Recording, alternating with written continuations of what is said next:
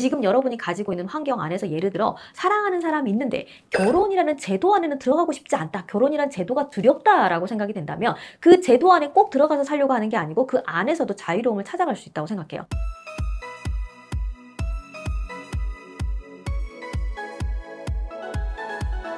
원장님, 요즘 네. 시간이 지날수록 점점 미혼, 비혼을 결심하는 친구들도 많아지고 결혼이 행복한 게 아니라 두려움의 상대가 돼버린 이 뭔가 사회적 인식이 있는 것 같은데 그런 불안감을 갖고 있는 사람들에게 해주실 말씀이 있는지. 결혼은 이런 말 있잖아요. 해도 후회, 안 해도 후회한다. 근데 오히려 요즘 제 세대에서는 그럴 거면 안 하는 게 나아. 이게 인식이 더 퍼지고 있는 것 같아요. 아, 그렇군요. 요즘 세대는 이제 자신이 제일 중요하니까. 네. 원인 중에 또 하나는 우리 부모님 세대가 그렇게 알콩달콩 즐겁고 행복하게 살아가는 모습을 보여주지 못한 문제도 있다고 생각해요. 또 실질적으로 여러분이 직장생활을 하거나 이러면은 주변에 동료들을 보게 되잖아요. 오늘 아침에 출근했는데 표정이 막 안 좋아. 그러면 도대체 왜 그래요? 아, 아침부터 싸우고 나왔잖아. 뭐 이런 말들을 듣는다던가, 또 이제 여자들 같은 경우는 육아 때문에 일에 집중하지 못하고 막 이런 삶들을 살게 된다고 생각하니까 결혼하면 내가 더 불행할 거라는 막연한 두려움들이 굉장히 크지 않을까 싶어요. 저 실은 이 질문 되게 많이 받거든요. 그러니까 원장님의 자식들이 결혼을 한다고 하면 결혼을 추천할 건가요? 아니면 안 할 건가요? 이제 이런 얘기를 하시는데 저는 무려 자식이 셋이나 됩니다. 근데 이제 열심히 꼭 결혼해서 나는 행복한 가정을 만들고 싶다는 아들과 뭐 그게 별로 중요하지 않다고 생각하는 딸이 있는 거예요. 그럼 아들과 딸의 차이는 뭘까도 한번 생각해 본 적이 있어요. 근데 저희 큰아이 같은 경우는 가정을 이루면 되게 안정적으로 살아갈 수 있을 거라는 생각을 하더라고요. 저희 딸 같은 경우는 아무래도 여자들이 결혼해가지고 살아온 그 환경들 있잖아요. 저같지만 예를 들어 전 소금산이잖아요. 그러니까 집에서도 맨날 청소하고 일도 열심히 하고 막 이렇게 살다 보면 엄마처럼 못 살 것 같아서 나는 결혼을 안 할래. 약간 이런 마인드가 있고, 그래서 저는 결혼은 자신들이 선택할 수 있으면 선택하는 게 맞다고 생각을 합니다. 다만 만나고 있는 사람이 결혼을 요구할 수도 있고, 내가 사랑하는데 나는 결혼이라는 안 하고 싶고 연인으로만 살고 싶어. 근데 사랑하는데 내가 결혼이 싫어서 이 사람하고 헤어질 거야. 이건 또 아니라는 얘기죠. 그 사랑하는 사람과 평생 서로 사랑하면서 살아갈 수 있는 힘을 키워간다면 결혼이 좋다.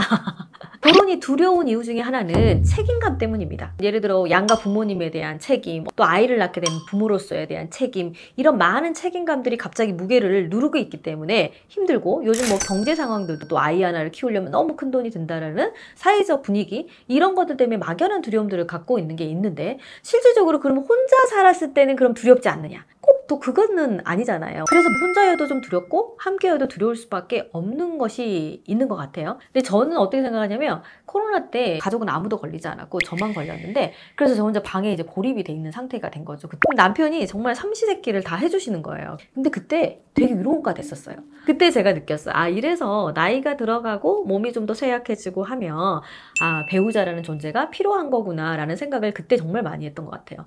근데 젊은 시절에 우리가 지지고 볶고 갈등은 있었을지 모르겠지만 오랜 시간 익숙함으로 현재 나이가 되다 보니 제일 편하고 안전한 관계가 남편이고 배우자가 되는 경우도 있더라는 거죠.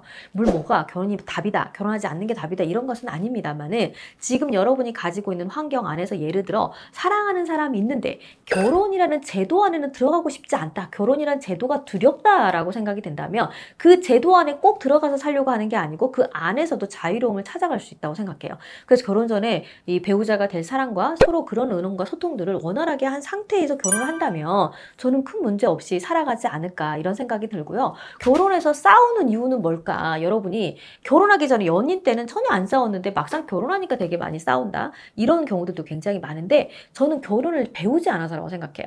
부부관계는 저는 기술이라고 생각하거든요.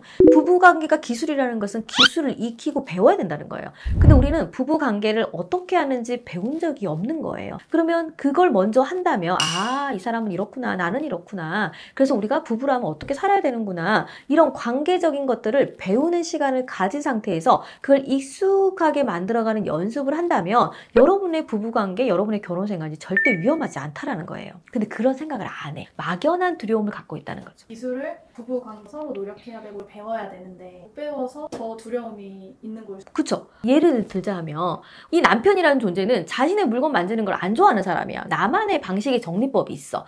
근데 우리 아내는 남편의 정리정돈법이 마음에 들지 않아. 그러니까 항상 정리정돈을 해줘. 그럼 남편이 기분이 안 좋아.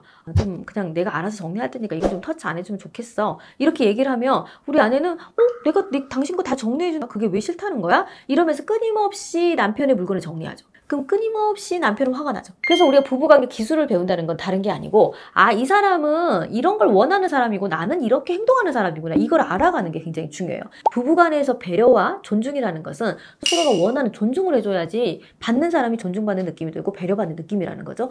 이게 관계 기술이에요. 그리고 우리가 뭐가 달라서 서로 갈등하고 있는지에 대한 원인, 이런 것들을 잘 찾아서 실질적으로 기술을 익혀가게 되면 편안한 관계로 가질 수가 있거든요. 그래서 가정이 제일 편안해야 돼. 그래서 제가 저희 남편과의 관계에서 관계를 회복하고 제일 느끼는 게 뭐냐면 집이 편안해진 거예요. 내가 갈등을 하고 싸울 때는 남편과 함께 있으면 항상 불안하고 뭔가 긴장감이 있었다는 거죠. 근데 제가 관계를 회복해보고 나니 우리는 서로가 서로에게 언어를 반박하지 않는 거예요. 그래서 공감을 잘하는 첫 번째는 뭐냐면요. 부정하지 않는 거. 그래서 타인의 감정을 함부로 판단하거나 조언하거나 비판하지 않는다.